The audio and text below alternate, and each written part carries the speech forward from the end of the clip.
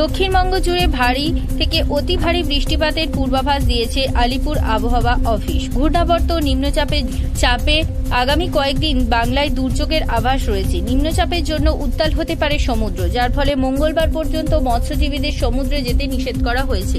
হাওয়া অফিস সূত্রে জানা গিয়েছে, উত্তর পশ্চিম বঙ্গোপসাগরে নিম্নচাপ তৈরি হয়েছে, যা পশ্চিমবঙ্গের উপর থেকে ঝাড়খণ্ডে যাবে, যার জেরে রাজ্যে বিশেষ করে দক্ষিণ বাংলায় ভারী থেকে অতি ভারী বৃষ্টিপাতের সম্ভাবনা রয়েছে। শনিবার থেকে কলকাতা সহ দক্ষিণবঙ্গের প্রায় সব জেলায় প্রচণ্ড বৃষ্টির সতর্কতা জারি করেছে আবহাওয়া দপ্তর।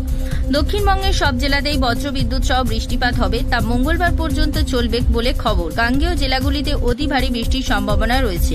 হাওড়া, উত্তর চব্বিশ পরগনা, পূর্ব বর্ধমান, দক্ষিণ চব্বিশ পরগনা, নদিয়ার অতিরিক্ত বৃষ্টি হতে পারে। কলকাতাতে ভারী বৃষ্টির সম্ভাবনা রয়েছে। এছাড়াও ঝাড়গ্রাম, পুরুলিয়া, বাঁকুড়া সহ পশ্চিমের জেলাগুলিতে বজ্রবিদ্যুৎ সহ বৃষ্টি হতে পারে। রবি, সোম ও মঙ্গল এই 3 দিন সব জেলাতেই ভারী থেকে অতি ভারী বৃষ্টির সম্ভাবনা রয়েছে।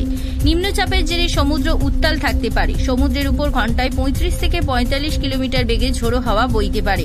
তাই উত্তর বঙ্গোপসাগর সংলগ্ন পশ্চিমবঙ্গ এবং উড়িষ্যা উপকূলে মৎস্যজীবীদের সমুদ্রে যেতে নিষেধ করা হয়েছে।